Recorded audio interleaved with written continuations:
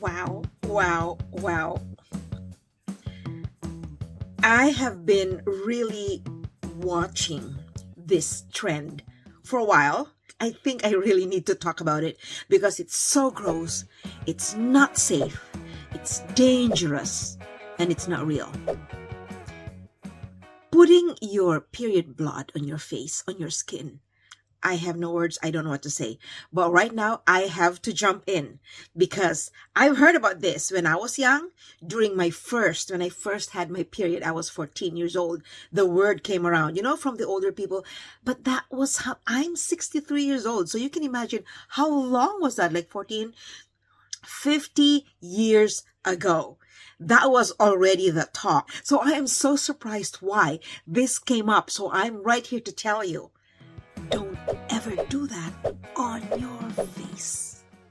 Don't. Welcome everyone to my channel. My name is Jackie D. If this is your first time, my goal is to help you find your better version. Whether it's through skincare, fashion, hairstyle, makeup, taking care of your hair, your body, looking good, being healthy, exercise, and all that stuff. I'm here to show you that there's always a way for you to find your self-esteem, to find something good about you. Because there will always be. And you just have to focus on that if ever you feel that you're not enough. So the topic, this is really gross. When I was going over the videos, you have to look at them because you're going to talk about them. And I could not believe there's just so many women who are into this. But remember, the dermatologists that are out there who are really good at what they do have already warned everyone. No, it doesn't. It doesn't. It can spread infection. It's not good. Don't do it. So I'm here, not because I'm a dermatologist, but because whatever procedure this is, or whatever technique was already talked about 50 years ago when I first had my period. See, I'm all for natural skincare. I talk about that like I have my own mashed papaya mixed with honey and lemon, which I keep in my freezer and I put in my face. I like applying natural oil. I like castor oil in my skin. I like aloe vera, the actual plant on my wound because it helps. Things like that. Natural skin, lemon, honey. But I have to talk about the dangers of using period blood because it will do more harm than good. So why are women applying their period blood? And oh my gosh, I'm having a lot of difficulty filming this. But see, why are they putting this on their faces? Because they're thinking, when you were a fetus, you were nourished by the blood of your mom or menstrual blood, or I don't know, that it may have some stem cells and nutrients that will help. No. I remember growing up, my mom told me that whenever I have my period, that's when I should try to be as clean as possible.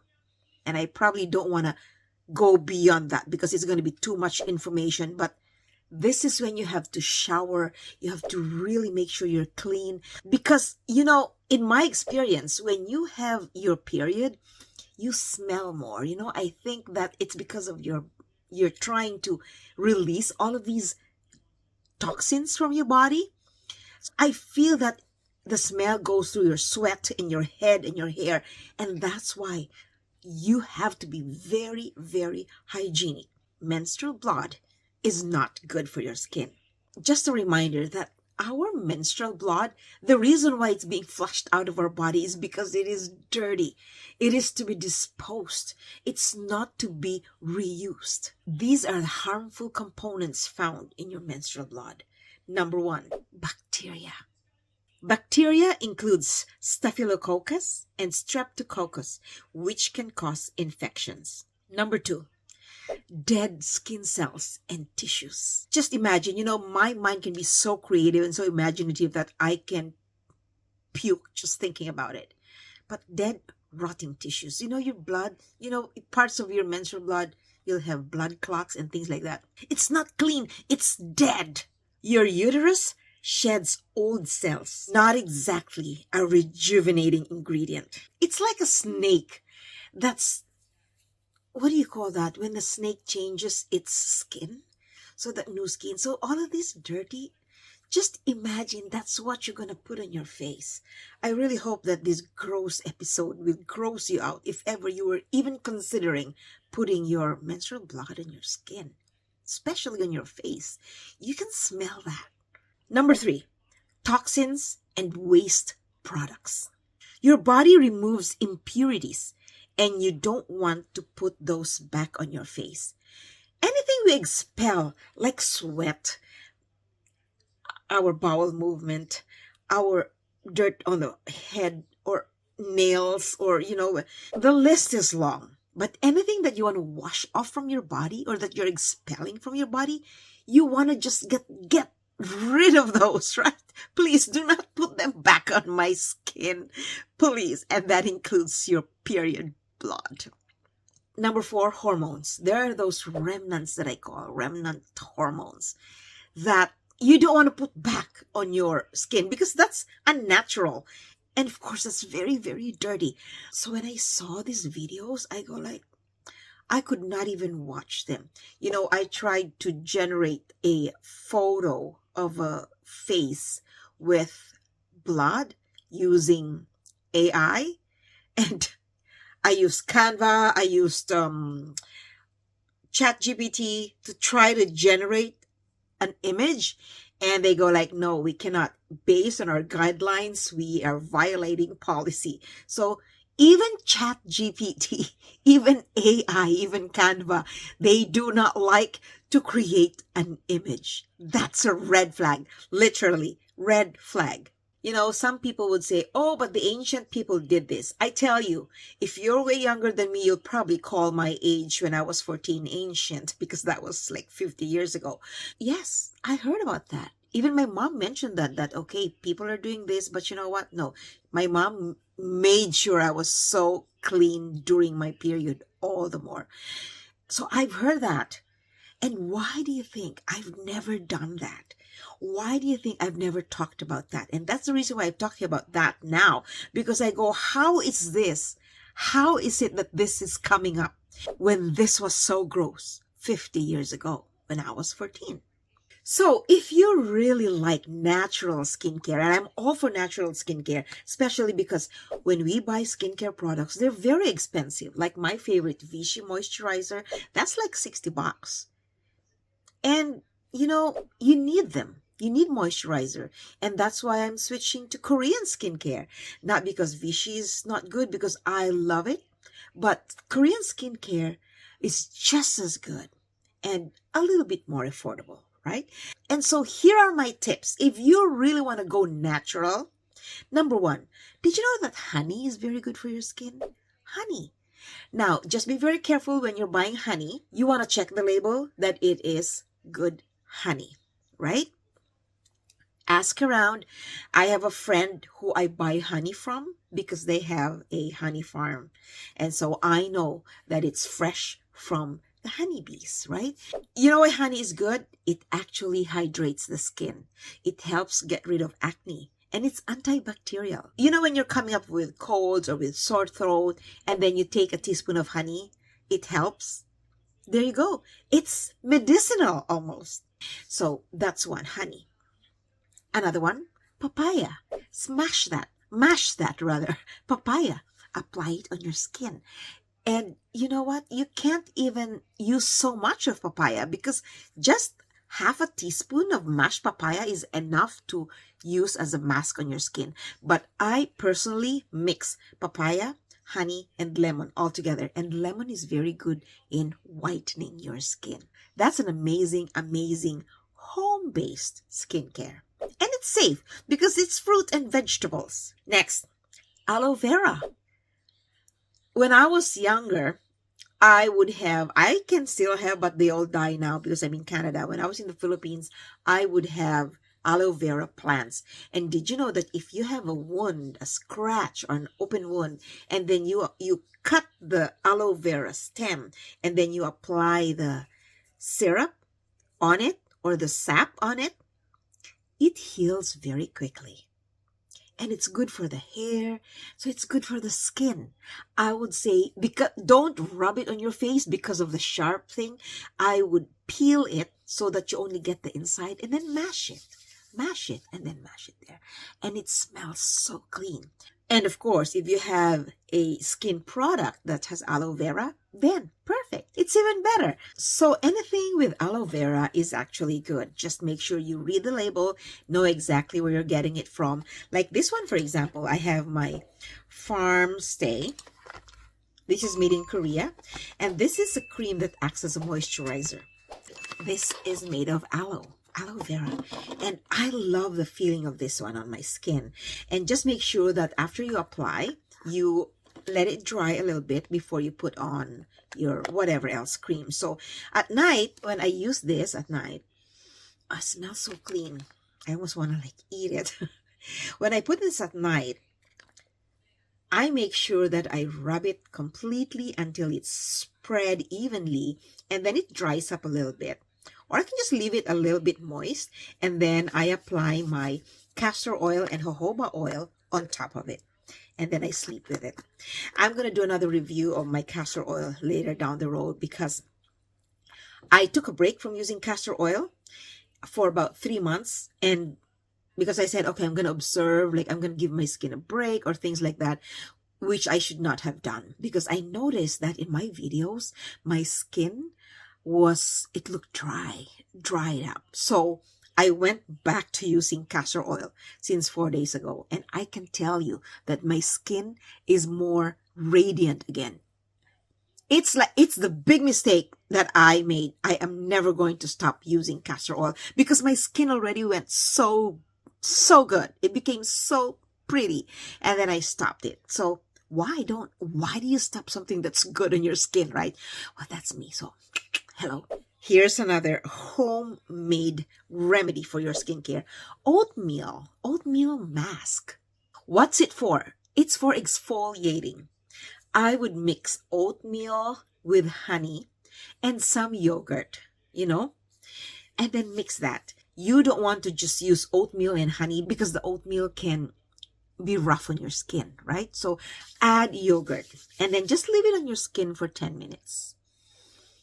10 minutes. Rub it, and let that exfoliate your skin. They say that chemical exfoliant is still way better than these rough homemade ones. And I've tried that because I used to use the lavender scrub on my face.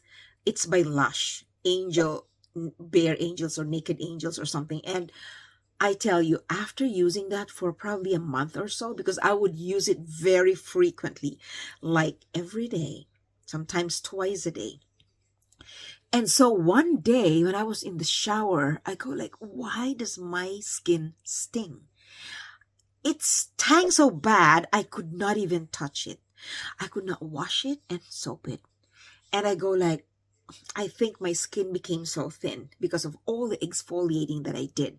So that was a huge lesson learned. So if you really want to exfoliate safely, then use chemical exfoliant.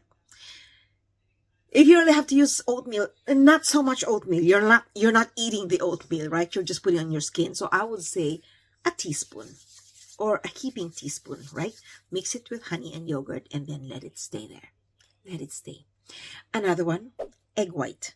That one I used when I was 11 years old. I remember because my mom taught me a lot of good skincare. Remove the yolk and then beat the egg white until it forms soft peaks, and then apply it on your skin. And then leave it for like 15 minutes. 15 minutes. Just imagine, I was only 11 years old. I was in grade 5.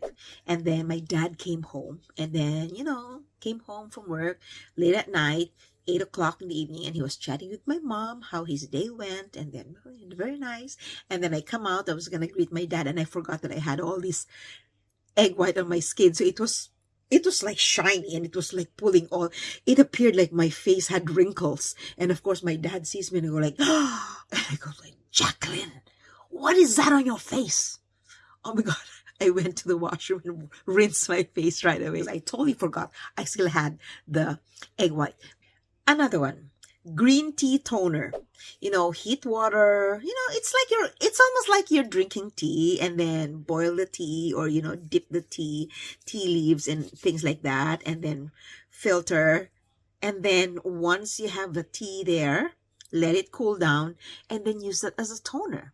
Well, I use Innisfree Youth Enhancing Black Tea Toner.